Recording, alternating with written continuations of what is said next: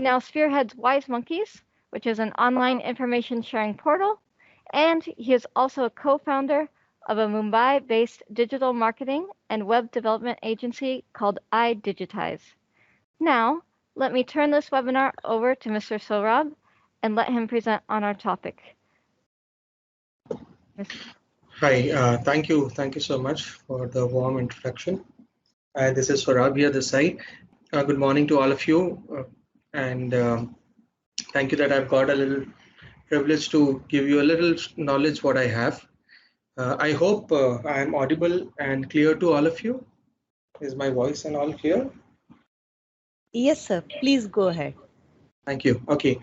So, see, I would want this session to be a little more interactive. And I would prefer if you guys can, you feel free to ask me questions, in the chat panel. So what I'll be doing here is, I'll be sharing my presentation, and more than the presentation, I would like to speak what I have to say. And if you have anything to ask for, I would prefer if you ask me that. So let me turn my cam on, so that becomes a little more interesting. And okay. Sure, here I am. So at least becomes a little more interesting for people. You can see me, and the virtual becomes a little more real. So try to do that. Okay, so we are here to learn about two domains, and these two domains I have been studying, practicing since long. That's one is AI, another is security. Okay, so the journey I started as a student. I started to research, and then I developed an interest in the two domains, worked on certain projects, and with that, got a little information. I would say it is always little, it's not much, and that little I would like to share it with my people who are listening to me. Okay, let me share my screen. I have something. Okay. Okay, first thing, I'll be talking about AI, but before I talk about AI, I would like to talk about a small little flow. Okay, and this flow, I think everyone knows. I am sure about it. People who are listening to me right now, you guys know the flow of data, information, knowledge, and science. However, I would like to take you through it. Okay, this flow. Sorry. Okay.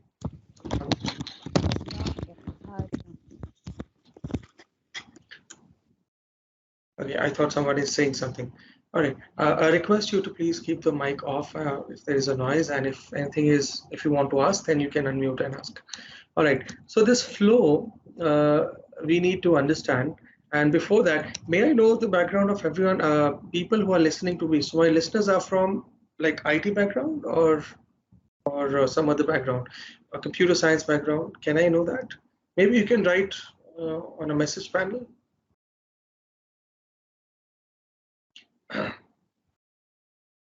Do we have a message panel on here from the host end? If we can have that on, yes, so that yes, people can write, they can type. So it becomes a little more interactive, and I can communicate with people. If we can have it on.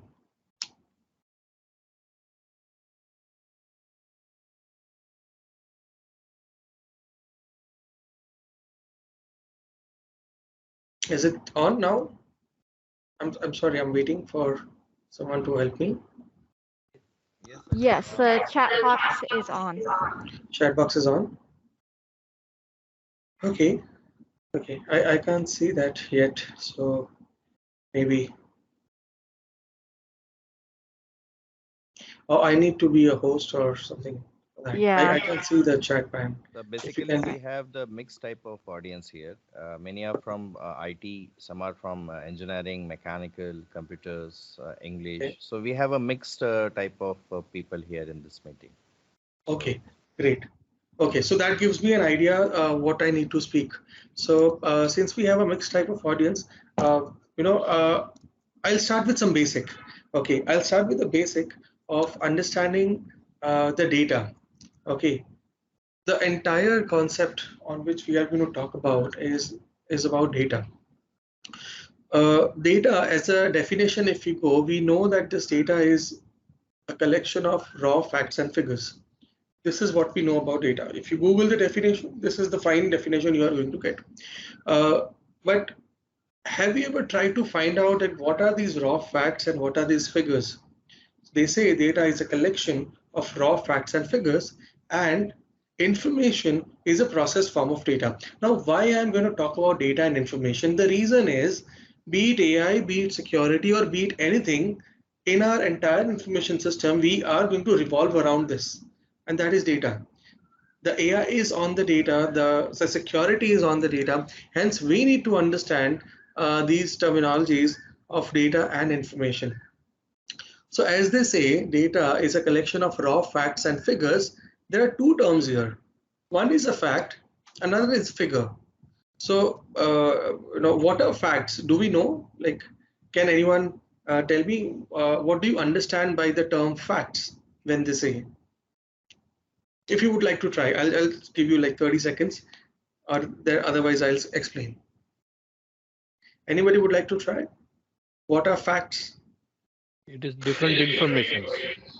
Different information. Okay. Okay. Anything else? Facts Okay. are already something which is already proved. Something which is already proved. Okay. Okay. So in the term of science, we understand facts are numbers. So what my mentor had taught me, what I have learned, it's a little different, and I want to teach you that different. Facts are numbers. So if people are from computer science background and IT background, they might have done in database, they call fact tables, and generally these fact tables are nothing but numbers. Okay, it could be in a database, it could be a table of money value, a table of any numbers. So facts are numbers. And what are these numbers? Now they say facts are numbers. I'm not yet talking about figures. So if facts are numbers, what are these numbers? 0, 1, 2, 3, 4, 5, 6, 7, 8, 9. This is what we call as numbers. Generally, this is what we have learned. Numbers are like 0, 1, 2, 3, 4, 5, 6. So further, these are numbers. So here it is statistics. Sorry? 36. 36. Okay. So we've got facts as numbers, but numbers are not what we call 0, 1, 2, 3, 4, 5, 6. These are not numbers. Number is the value behind that 0, that 1, that 2, that 3, whatever we speak. I might write it. For example, if I am trying to represent you something by writing 1, a straight line, and you call it as 1. But that 1 is not a number. The number is the value behind that 1, that singular value which we identify as 1, that is the number. What we see as 1 is actually a figure. It is a two-dimensional graphical representation. So when we say data is a collection of these facts and figures, these facts are those values behind it.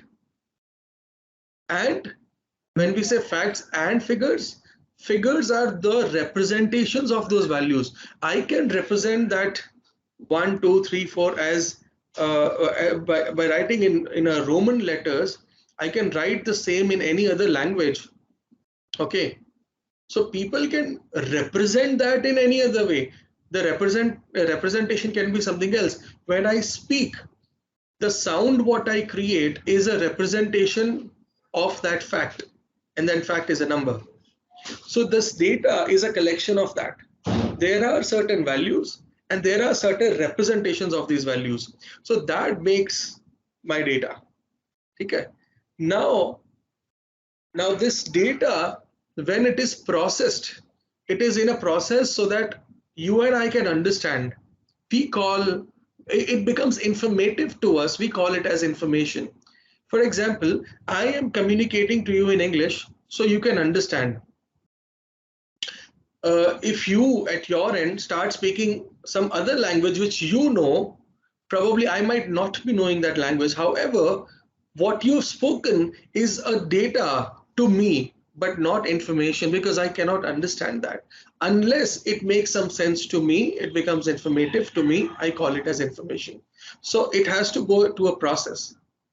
So data, when processed, we call it as information. This particular information, okay, this information gives us knowledge, okay, because of the information, we know something. When we start to know something, we call that part as knowledge, because there was data. From the data, I understood something. There was something informative. Because of that information, now that I know it, I've got knowledge. And this knowledge is when put to work. When I use this knowledge and I implement this, implementation of this knowledge, we call it as science. Whatever science we are doing. So in that context, everything becomes science. Like there is no other stream. There is no arts, there is no commerce, there is no management. Everything is a science. So because we are putting our knowledge into an implementation.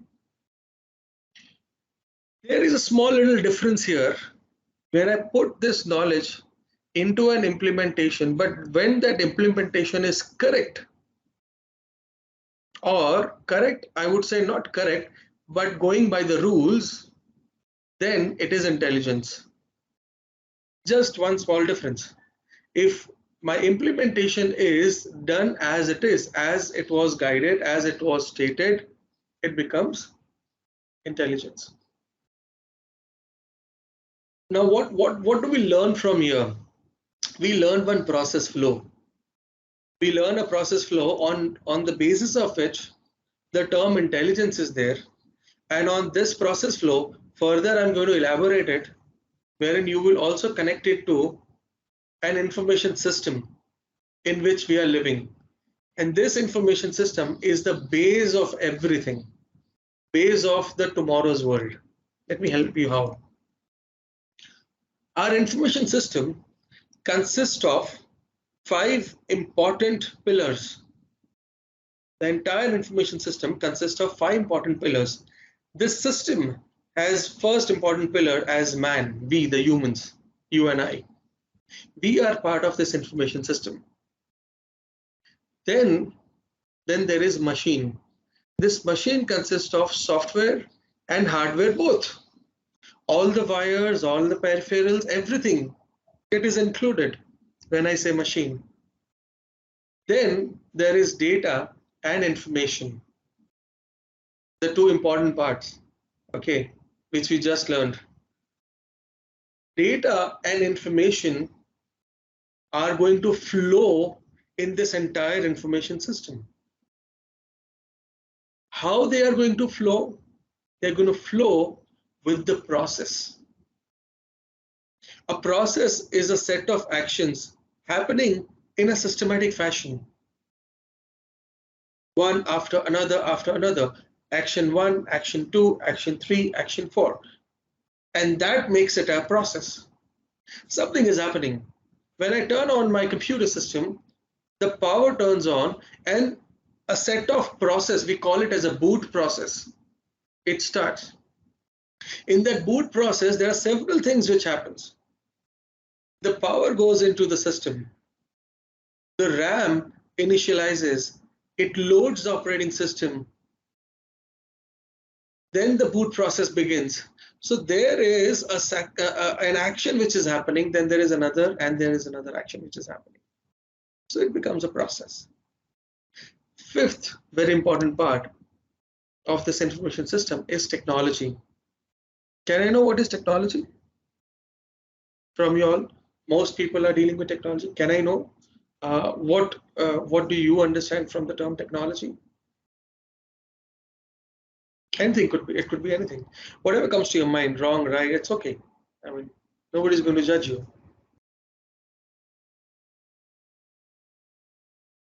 Anyone would like to try? With the term technology, what do you understand? What is technology? Someone can say, like, the system which we are using right now, Microsoft Teams, is a technology. Yes, it is. This is one of the example of technology. But what is technology? Do we know? My mentor has taught me one thing. You have to go and understand the deep meaning inside the word itself. And when we understand that, life becomes easier. Technology, let me explain you very, very simply. For example, let me first give you an example to make you understand. For an instance, you want to travel from A to B. So you can walk from A location to B location. You can just walk and travel. You can use a bicycle and you can ride a bicycle and reach from A to B. You can use a car. You can use a helicopter. You can use an airplane. Now, what's happening? I wanted to reach from place A to B. The purpose was to travel. The purpose was to travel, but to achieve that purpose, I am using multiple different options. I can walk, I can use a bicycle, I can use car, I can use a bike, I can use airplane, helicopter, God knows. There could be many other options I'm using. When we try to achieve the same thing, and we try to achieve the same thing using multiple options, these multiple options are called as technologies. I want to write. I can write using a pen and a paper. I can write using a pencil. I can also write using a lipstick. I can also write on a barren land using a stick. On a sand, I can write using a stick. I can also use a slate and a pen, and then I can write on that. So there are multiple ways to achieve that outcome of writing something. So when we try to achieve something, and when we try to achieve something with different factors, different options, these options are technologies. Not necessary it has to be a computer system. Not necessary it has to be something very advanced. It can be something as simple as a spoon which you are using to eat food. It could be as simple as a chair on which you are sitting. Your chair is a technology, a spoon is a technology, a bicycle is a technology. When we try to achieve different tasks or the same task using different options, these options are technologies. That is exactly what is happening here in our information system. We have different set of technologies. For example, to talk to you right now, I'm using Microsoft Teams is one technology. I could have used a phone call. That is another technology. I could have used Google Meet. That is another technology. So we are using different set of products, different set of technologies to achieve the same task. So in information system, these 5 pillars plays a very important role: man, machine, data, information, process, and technology. They come together and form this information system. Now there is a question. In this information system, okay, if I look at to a security point of view, how do I secure it? Because we also need to understand the part of security here in this session. So when I say we need to understand the security part of it, it is very simple. To understand security part of it is covering these 5 domains. Okay, so then term becomes even more easier in understanding. What if I want to understand about AI? Where it is going to be implemented? Where I need to do automation? Again, cover these 5 domains. So whether it is AI, whether it is security, or whether it is anything else, you are going to always work on these 5 domains. It cannot be more than that. It cannot be less than that. These 5 domains stays intact always. I'll give you an example. CIA Triad. I'm sure you might have heard about it. Those people who come from the computer science or IT background might have heard about this CIA Triad. This CIA Triad is about a confidentiality, integrity, and availability triad. If I want to implement security, okay, if I'm talking about implementing security, I'm going to implement this CIA over these 5 things: man, machine, data, information, my process, and my technology.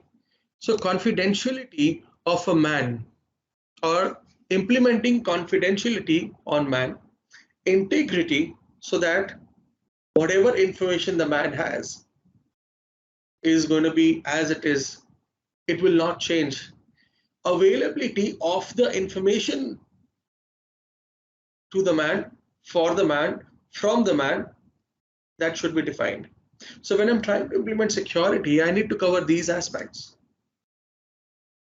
I need to cover CIA on machine, confidentiality of the machine, integrity of the machine, availability of the machine, confidentiality of the data, integrity of the data, and again availability of the data. Same implementing on the process. The process which I have, that should be confidential. The process which we follow, availability of that process should be only to a limited extent of people. Integrity of the process means the process should not change again and again. It should be how it is placed, as it is. The technologies which we are going to use, they should have the CI implemented. Again, confidentiality, integrity, availability. So in any circumstance, I need to cover these domains. For security purpose, if I implement CI on them, I'm good to go.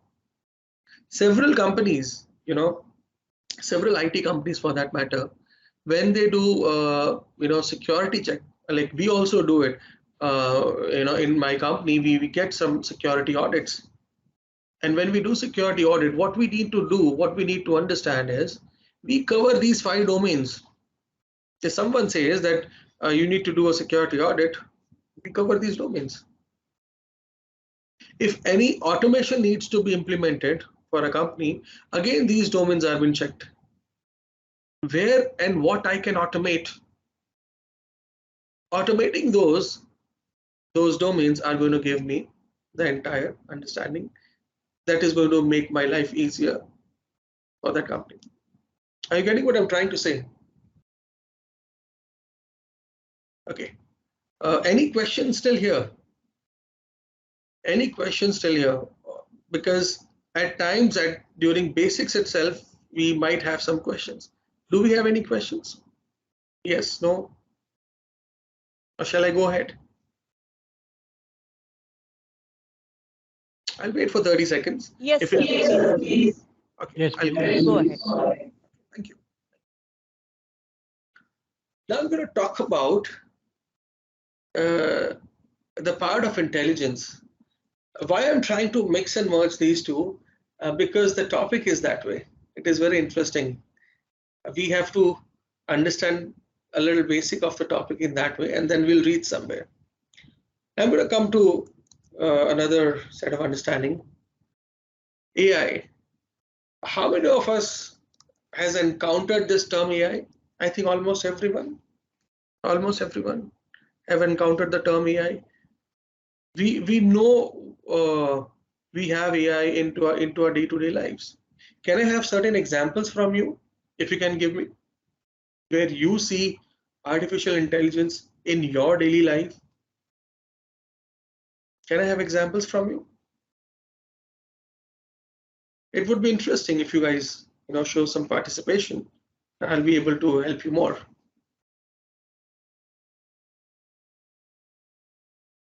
Anything in your daily life. Especially when we use social media. Social media, okay. So So on social, okay. whenever you talk or interact around and things are visible to you on the social media platform like Instagram or Facebook and stuff. Uh-huh. Like most of the time we get advertisement related to our search and something. Correct. Like if you search something on Google something. That is very interesting what you have said. Google uses our data a lot, and we are. I'll do one exercise with you since you have spoken on this. I will do one small little exercise to show you how much amount of data Google collects. How much amount of data is being given to them. And I'll show you a backend dashboard of analytics This is what we do for our clients and for our products as well. I'll show you live, how this works. Interesting. Any other example? Any other example?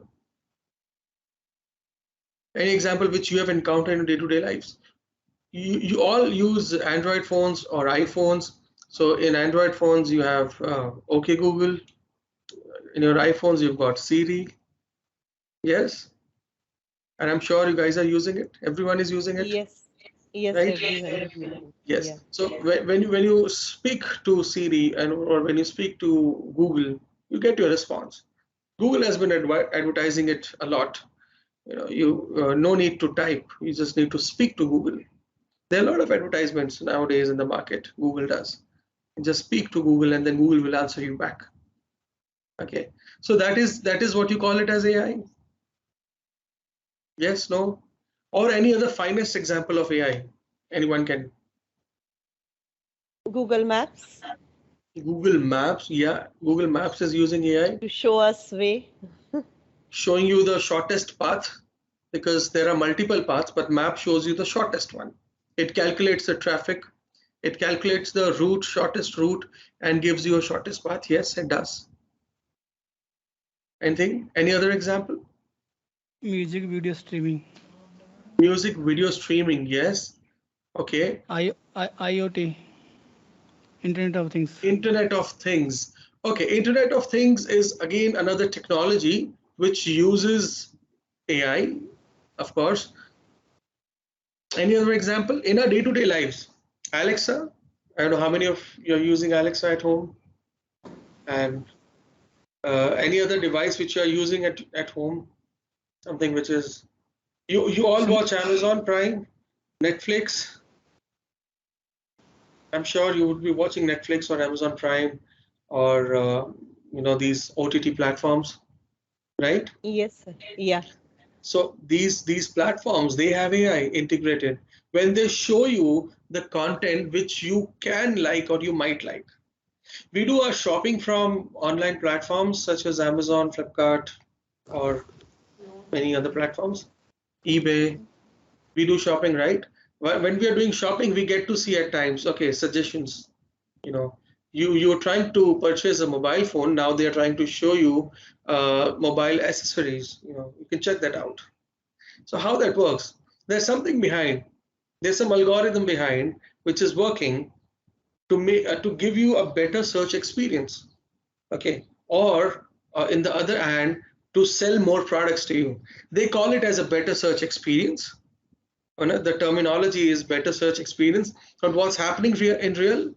They're trying to sell you something. They're trying to upsell you, right? So how this is working? Okay, let me make you understand. The term AI is not something which is out of the world or something which is very much very much alien to us. It was there with us always, and it is going to be there with us always. I'll try to make this term AI as simple as possible. Okay, I'll try to define this AI term as simple as possible. Okay, when we are trying to define AI, we need to first define intelligence, because the term intelligence comes into the picture. That is the reason I gave you the flow of data, information, knowledge, science, and thereby it comes intelligence. I said, when we are trying to implement knowledge and when we try to implement it successfully, we call that as intelligence. For example, if I say 1 plus 1 is equal to 4, is that correct? No. No. No. According to you, it is no, but according to me, it is correct. 1 plus 1 is 4. And I represent this as 4. I just said facts and figures. The fact behind that 4 is the number 2. What is there in your mind? For you, the answer should be 2 because you feel 1 plus 1 means one entity a single entity and another entity. So there are two different entities. For you it is two, but somebody taught me mathematics differently. I have learned maths as 1, 4, 3, 2, 5, 6, 7, 8, 9, 10. Okay, so my number system was that way, because of which 1 plus 1 is equal to 2 for you, but for me it is 4. Because I have learned my number system differently. If somebody would have taught a number system to you differently, you would have answered that way. But the idea is behind that number.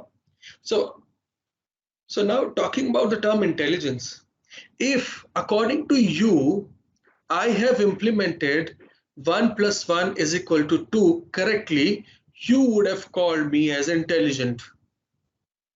But since it is not according to your set of rules, you will call, no, this is wrong. This is not intelligent. So artificial intelligence is nothing but certain set of rules which are there in the machine. Machine behaves that way, we call it as AI. That's it. If that would have been so simple, then even a small piece of calculator is also an AI. No? Am I correct? Or am I correct? A small piece of calculator would have also been an AI. Think about it. A calculator which is calculating 1 plus 1 is equal to 2. Okay, so what is happening? It is following the instructions and calculating as per the set rules in the machine. So it is giving me answer. So that is AI. So AI is not something very much deep. It is not something very much alien. It is the simple thing. A small piece of code which is running, trying to give us the output. The piece of code goes wrong. The intelligence goes for a toss. The output comes different. And then what we see is a mistake. And then we call it is a buggy AI or buggy intelligence. Are you getting it? The AI is not something which is very alien. It's very simple. Somebody wanted to mimic a human brain. Somebody wanted to mimic a human brain. Someone which can calculate, wanted to make a calculator which can calculate, ended up making a computer system. You know who is he or who was he? Sir Alan Turing. Sir Alan Turing wanted to mimic a human brain and ended up making a computer system. Okay. Now you would want to argue, okay, if this is AI, then what is human intelligence? How is that different? Correct? This question will pop in our mind. If AI would have been so simple, then what is human intelligence? Because it is artificial intelligence made by man, it is going to run according to the rules of man. Again, when I say man, always remember the information system, the process, the technology. Man has designed that process. We have designed the process. According to our designs, if it is going to work, we call it as intelligent. Otherwise not. So that is the reason we call it as an artificial intelligence. You and I have designed it. It works that way. Great. So anything and everything, what we have seen 10 years back, 20 years back was also an AI. But today, somehow we've started saying, no, I have a smartphone and you don't. If you have an old phone, like 20 years old phone, you don't call that phone as a smartphone. Do we have a definition of a smartphone? There is no definition. Every phone is a smartphone. The phone which was there 20, 30 years back, even that was a smartphone because you used to give instructions. It had worked according to your instructions. So there was AI that back then as well. So AI is not something which is new. It is not something which is futuristic. It was always there with us. We didn't realize. AI was always with us. There was a certain set of instructions being given to a machine and machine was following it. And that was artificial intelligence. The only difference what we have is now we have automation everywhere. In every smallest detail we have got automation. Because of it, we find it fascinating. And because of our fascination, we draw a definition of AI differently, like superbots, like human being talking, like robos. You must have heard about the robo Sophia, I'm sure. And they call that a robo which can talk like human. So that is AI. Yes, that is AI. But even my small little calculator is AI. Everything is same. It is just their instructions are more than what are there in a calculator. The process, a calculator, what can do, a process, what a humanoid can do is different. There are multiple complex calculations happening out there. But AI was always there, even in a smallest machine to a bigger one. However, the question still remains about understanding human intelligence, which we call as cognitive intelligence, human cognitivity. Anyone would like to comment on that? Anyone would like to say what is human cognitivity? Anyone here? If you have something in your mind, what would it be? Sense, feeling. Yes, please. Sense and feeling is related with our humans. Sense and feelings. Okay. Yes. All right. How is human intelligence different than artificial intelligence? What do you think? Whatever comes to your mind, you can just say it. Let me give an example. I would like to have one person as a volunteer to answer my question. Anyone? Anyone from you to answer my question? I'll be asking a very simple question. Don't worry. Yes, sir, I will be. I will Okay. be a volunteer. Yes. All right. So I'm going to ask you, ma'am, what is 1 plus 1? 2. I'll ask you again, what is 1 plus 1? It is 2. I'll ask you again, what is 1 plus 1? I will again say it is 2. According to me. According to me, now that you have started judging yourself, according to me, this is human cognitivity. If I would have used a calculator and I would have added 1 plus 1, the output would have always been 2, even if I do 1000 times. But to a human, when I ask the same question 3 times, all 3 different times I've got 3 different answers in 3 different understandings. Give you one more example of cognitivity. If I say cloud, what comes to your mind? You will start thinking about a cloud which is going to help me, give rains, dark gray color cloud somewhere. Or when I say cloud, someone might think bright sunshine and clouds coming over there. Now, when I say cloud, somebody might think about a server room which has a cloud, because again, according to IT, the cloud is different. Because I said these 3 times, 3 different things, you've already started cognizing in your brain. Your brain has started already calculating. When I say my cloud is shining, shimmery, beautiful sun rays are coming on the cloud, now that you have started to think that. This is what I call, or this is what is called as cognitivity, that my brain cognizes. Every person out here is cognizing it differently. When I say cloud, the definition of cloud for everyone out here is different. Everyone is thinking cloud differently. So the same input gives me different outcome based on the inputs that body is receiving separately. Your body is receiving input separately.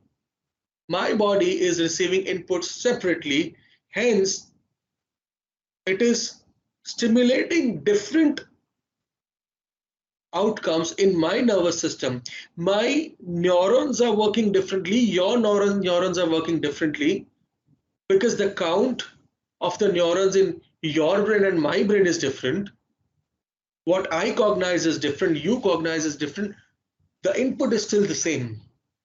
What if the same thing would have done for a machine? To a machine, if I have said 1 plus 1, or if I have said cloud, the machine would have always given me the same output, while human brain doesn't. Are you getting it? This is what we call as human intelligence or cognitivity. To every action, to every input, we react differently. And nobody has yet found what cognitivity is. Nobody. People want to find it. They are trying to reach there. And this is what real intelligence is about, which we have not yet learned. So what we can make, or we could have, whatever we've made till now is nothing but certain huge number of inputs, huge number of set of rules, lot of if and else, they're working and we are getting output and we call it as intelligence. And then we call it as an artificial intelligence because, okay, there is a machine which is working according to my set of rules. I am happy.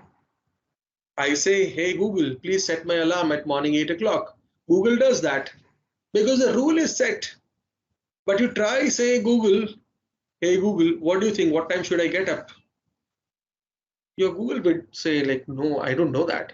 Google would not know this, what time you would want to. But same thing you ask somebody at your home, they would know. Your spouse would know what time you want to get up tomorrow because your schedule is known to your spouse. So somewhere when the set of inputs comes to a limit, the artificial intelligence comes to a limit. So what do we learn with this? People always have a question whether AI will always take over. Is it going to be dangerous? It's not going to be dangerous and it will not always take over. It will stay in its own boundary. And if your purpose is out of the boundary, it will not take over you. And if that boundary is limited, it will not hamper security as well. We always have a fear in us. AI will take over security, there'll be no security whatsoever. A lot of doubts comes to our mind. That's not the case. That's not happening. So we have a certain set of questions in our mind, like, can machines think? Are humans machines? Can machines think like humans? Then how would we know whether a computer is thinking? These are the questions which Sir Alan Turing had asked. And then the answer, what is the answer? Today, the computer system you and I are using is the answer. So it all started back then. And it's not an end. It's always going to be a beginning, what we are using. Any questions? Any questions from your end? No questions. Let me help you with something more. Sir Alan Turing created a Turing test, 1950, wherein there was a human interrogator at one end, there was a human at the other end, and there was an AI system along with the human at the other end. So the human interrogator is going to ask a question. From the other end, there's going to be an answer. The human interrogator has to understand and believe that the other person out there is whether a machine or a human. For example, I say, hello, how are you? The machine might reply, I'm good, how about you? but then there is a human out there who's going to also reply, I'm fine, how about you? We are talking, we're just chatting. But what if I say with a satire, okay, so how was your day, knowing that I have screwed it up already for you? Because something is going in my head, something is there in me. I am not asking you a straight question, how was your day? But I know for the fact I have planted something wrong for you, and now that your day has been ruined, I want to ask, how was your day? Do you think a machine can answer that? A machine would answer very simply, how was your day? It was good, or whatever. But the human at the other end is going to catch it. You know, this was a satire. Why? Because we understand the intention of the interrogator, while machines don't. Okay, now there are machines here in today's world which understands the intentions to a certain extent again. So what is happening in this Turing test? The machine is getting trained more and more and more. Sir Alan Turing created this to train the machine.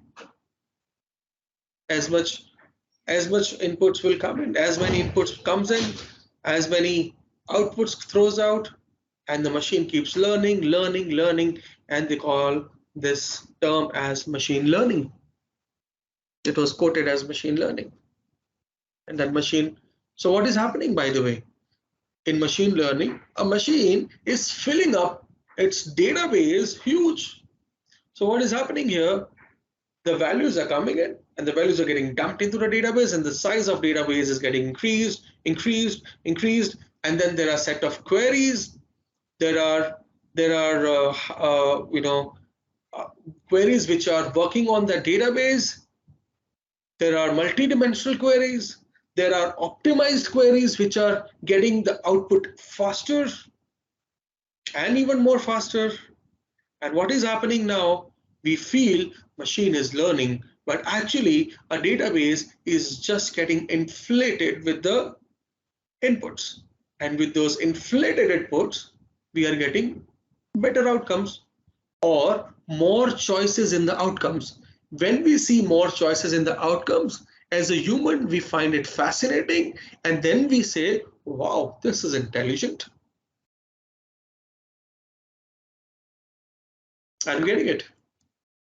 That is the reason Google says use OK Google more, because they want input data.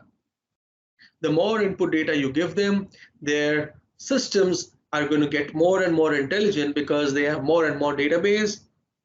They have more data. When there is more data, you have more chances of getting the output right because you have more choices. And one of the choices is going to meet someone's requirement. The more it meets the requirement, the more people are going to enjoy it. So more you use the system, the more system starts becoming intelligent for you, and you start enjoying the system more. That's how it works. Are you getting it? All right. There's a history. I'll send you these slides. You can read these slides. I don't think so. I should be investing my time here.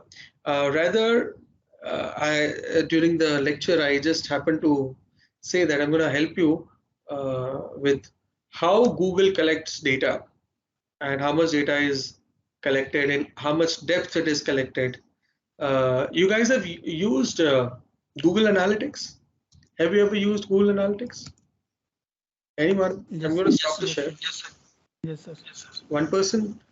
Others? Let me show you Google Analytics. Okay, this is of my personal account. I'm going to show you how much amount of data has been, captured by Google. 1 second. Let me open my browser and share my screen. I need one small help from you all here. Let me turn my analytics on. Now I've got one of my website. Okay, I just want you all to simply click on the link and just move around on the site.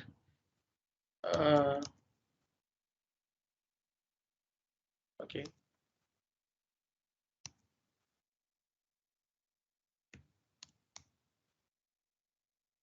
I'm sharing the screen once again.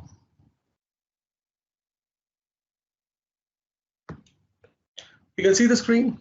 Now, this is Google Analytics. The amount of data which is captured by Google is huge. Let me tell you. Do me a small little favor. Go to this site. The site URL is wisemonkeys.info and explore the site. Just go to the site wisemonkeys.info. Okay. This is a site for students and teachers just like us. I've created it for my students so they can come and read. A lot of blogs and articles are there on it. So just go to the site and I'm going to show you immediately how I am capturing the data. Currently, I have opened the site here. There is only one user here in India, that is me. I'm checking my site. Okay. When you visit someone's website, when you are visiting online, what happens? I'm going to show you that. Okay. There are a lot of blogs here, a lot of articles here. The blogs on AI, supervised learning, clustering, K-means, okay, classification, big data architecture. There are a lot of articles here to read. Just open, you can use your cell phone or whatever. The moment you start using it, you will see the traffic here, how the traffic is captured, how much detail I can get about the traffic. So I'm waiting for you all to just click on the site URL, and then you will see. Okay, now I'm getting users. Sir, it is asking sign in. You don't need to sign in. You just need to just scroll down and there are a lot of articles here. Just click randomly. You don't need to sign in. Sign in is only when there are other aspects to the site, but Okay, sir. Okay. see, people have written content. A lot of content is here, and fitness. A lot of articles written. So what's happening now here? Users have increased, and I've started to capture them. Let me show you the demographic overview. What I see here is what I can understand. I can understand my users are from different countries. Okay, so users are by the country. It can also be real time, or it can also be set today, because right now we are using it. It'll show me today's users. Oh, there's no data available. It has to yet analyze. Let me have a 90-day data. Okay, so I can see users from different countries. Currently, I see users from India and Oman. Okay, these are the real-time users. Started capturing. So now what I see, the users are there from Mumbai. That is me, and there are others from Oman. You all who are sitting there. I can also understand, tech details about the different devices which are getting used. Okay, so people are currently on the web. Okay, and on the web, people are using Android, Windows, iOS, Linux platforms. So I can understand that as well. Different operating systems, what people use, that I can understand. Whether people are using Android, they are using Windows, iOS. With this, I can understand how am I supposed to create my platform so that my users can use it even more better. If I want to advertise, I know that my Macintosh users are in this quantity, so I can advertise something about Mac on my site. This helps me in advertising. My demographic is going to help me in understanding like kind of users which comes to my site from different countries if I have to advertise. See, earlier they used to also give me IP address data. Now Google has stopped doing that. Earlier there used to be. We can also learn how many male users are there, how many female users are there, what is the age of the users, in what age group my users are. I can also understand different devices my users are using, whether they are using mobile phones, they are using any other. So what happens with this? What Google is doing here, they are taking your information. They are gathering information from you. And when this information is gathered, okay, on this information, they work for a better advertising. They work for. Just Sorry. excuse me, sir. Yes, please. Yes, please. If my browser not sign in Google's, then how get the data from my computer? Even if you have not signed in, there is a limited information from your computer system Google can take. If you are going to use Google, or whether you are not using Google, if you have come to this site because my site uses cookies, because of that, I'm going to capture the data. My site will capture the data. Google Analytics is implemented on this site. So even if you're not signed in, even if you are from incognito mode is another myth we are living in. We think that no one can see us, but no.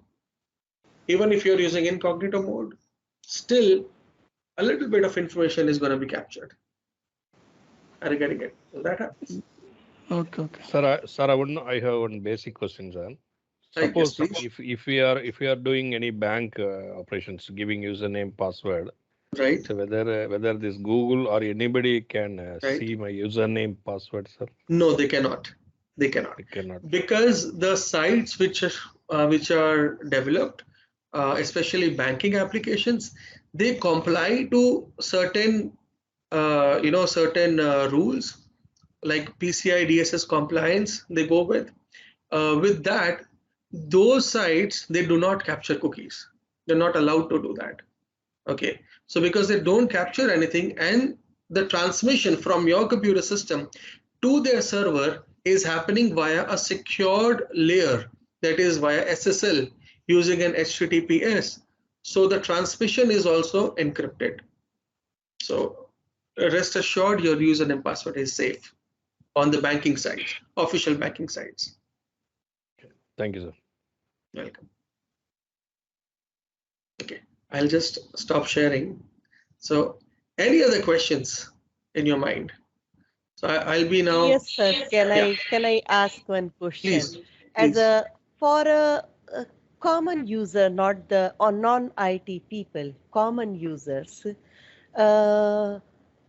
what are the security tips to secure their personal data, including these bankings? And nowadays, like, it is impossible to live without these online transactions also, and like, people are scared that how their information can be stolen or all. So what for a common point of view, like, what security tips would you like to suggest? Like, sure, I will quickly do that. I have something. Okay, these are the few. I somewhere knew that this question might come up, so I have already written down a few things. One is password management. For a common user, I would always suggest use a strong password. When I say strong password, okay, that means your password should not be something someone can guess. For example, let's say, for example, we are trying to guess someone's password. What generally people keep password as? Like, for example, the passwords are a mobile number with the name. The password could be the date of birth with the name. The password could be their any information nearby. Like, for example, their favorite character's name. The password could be a favorite movie and some number to it. A password could be a special character and a movie. So these are the combinations which a normal human being uses when you are setting up your password. So the simple lesson is never use such password. Whatever comes to your mind, oh, this is the easiest password I can use. Okay, this is what is very simple I can remember. Don't use it. People know your pet's name. People know about your car. People know about you. They know about your spouse. They know which school you have gone to. They know about your college. Don't keep password from any of your life instances. There are password management tools available. Use them. Or the best trick, I'll tell you what. Every time do a forget password to a site. Every time, whenever you go to a site, there is always password management. Every time you go, just do forget password, and every time you set up some gibberish random which you can't even remember. For that moment, log into the site, do your work, and then forget it. Very simple. On social media, a small tip on social media. Remember, anything and everything on social media is open. Okay, even if you think that my profile is protected, still people can see it. Your friends can see it. Whatever you have posted once on social media is gone forever. So think before posting, think before writing, think before commenting, think before liking any comment, think before liking any post. Any action you perform on social media, it can be vulnerable. So think twice before you do that. Third, when you're transferring money online via credit cards or your online wallets, I highly recommend, use a separate wallet or use a separate bank account for online transactions. Simple.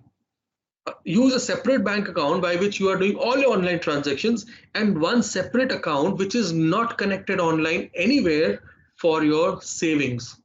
All your life savings you keep into that account, and when you're planning to spend, remove money from that savings account or transfer money from savings account to this online account and spend it. Why?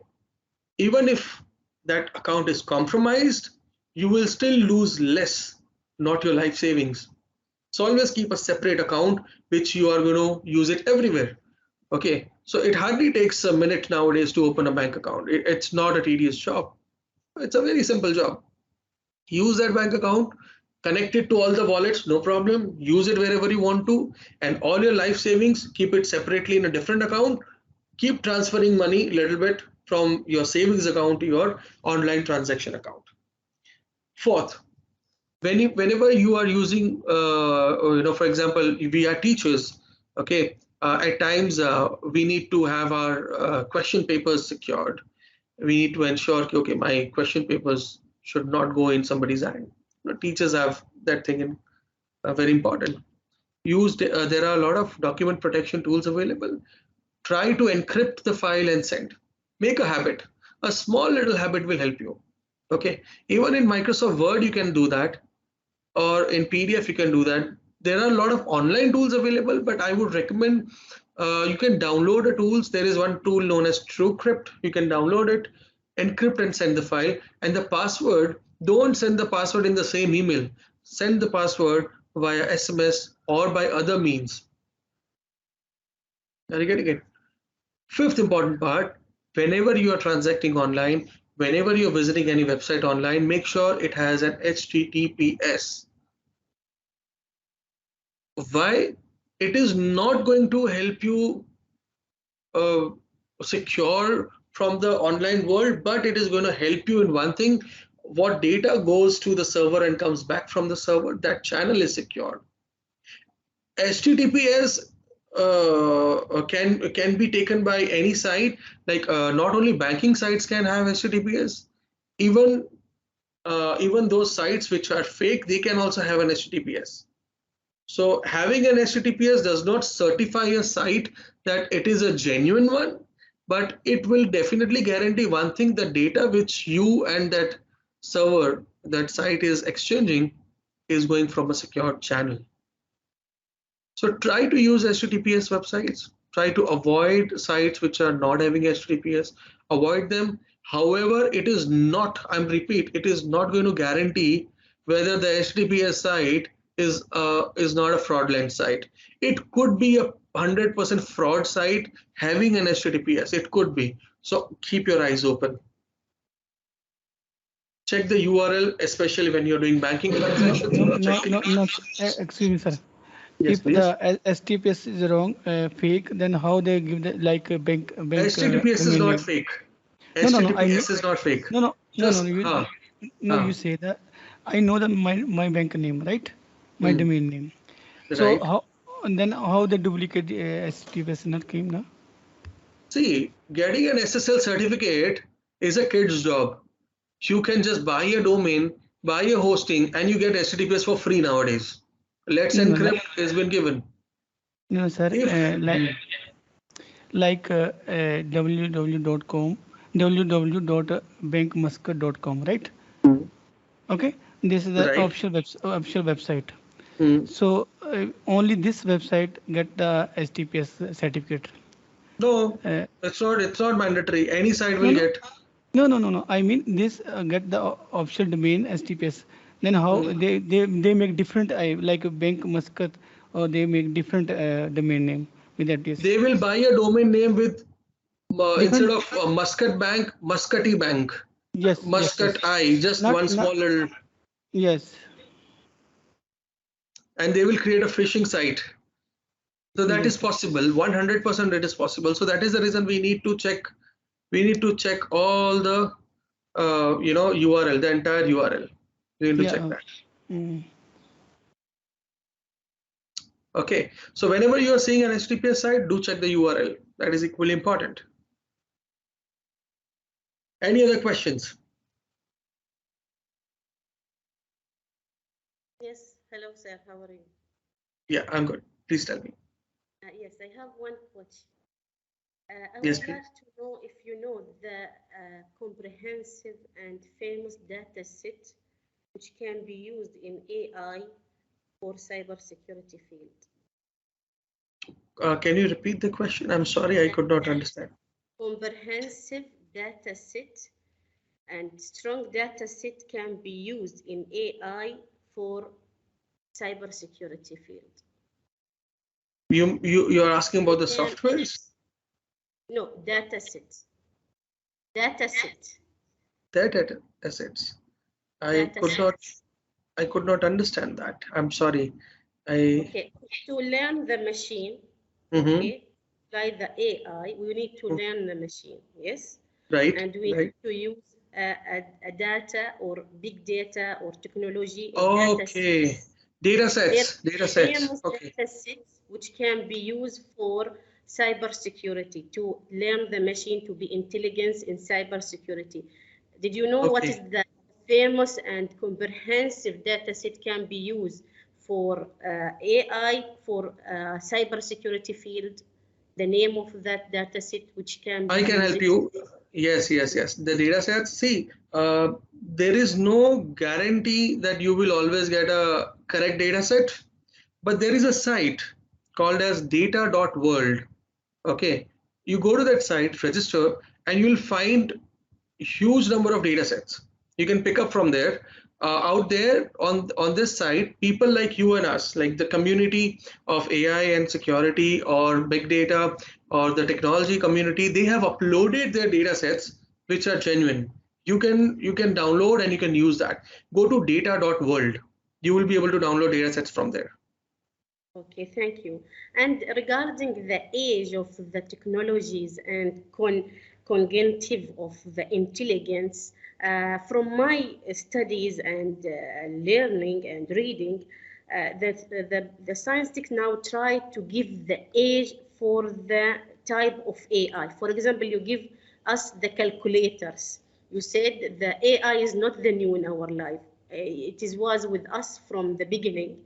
For example, the calculators. Now they say, they give the egg for the technology, AI technology. For example, the basic calculators, they give them, this is like a child, 5-year child. The egg of the technology of AI is 5 years.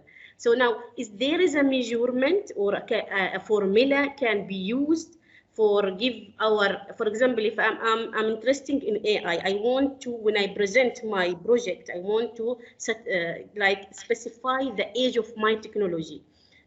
Is there any formula or any technique or anything? There is no metric defined yet to give the age. There is no metric defined yet because algorithm no algorithm I can use it in my like system. I need to know what your system is and what you're trying to do, then I can answer you correctly. To my knowledge, there is no such metric available to define the age what you're asking for. There is no metric available for now.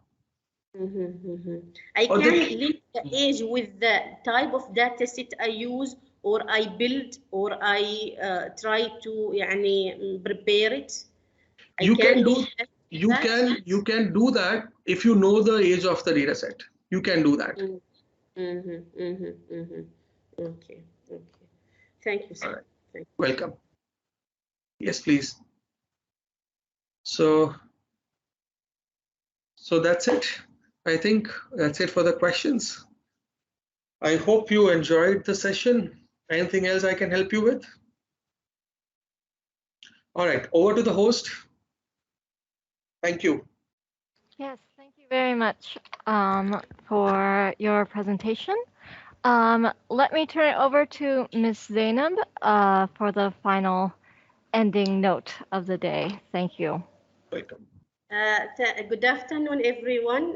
First of all, I would like to thank everyone who participated in today's webinar on AI and cybersecurity in today and tomorrow's world. And the Risk Management Committee also would like to extend our thanks to Mr. Sahar for providing us an in-depth explanation on a topic of AI and cybersecurity. It's a very interesting topic, and surely this learning experience would be a good help in understanding how to prepare, manage, and secure our data, especially now, inshallah, and especially for people who use the cloud and software, online services like banking services and so on. This learning is useful in avoiding risk coming or concerning data breaches and other incidents that concern that data and information in the future. Again, thank Mr. Sahar, and I know there is a lot of people in AI field and in research field. Maybe in future there will be a cooperation between us and you for reviewing our paper, our research, inshallah. And also thank for everyone, and hope see you all again in another webinars and workshop hosting by RMC. Thank you, Mr. Sahad, and you are interesting. This is very interesting topic. Thank you for this one. Welcome. Thank you so much for hosting me. Thank you. Thank you, everyone. Thank you.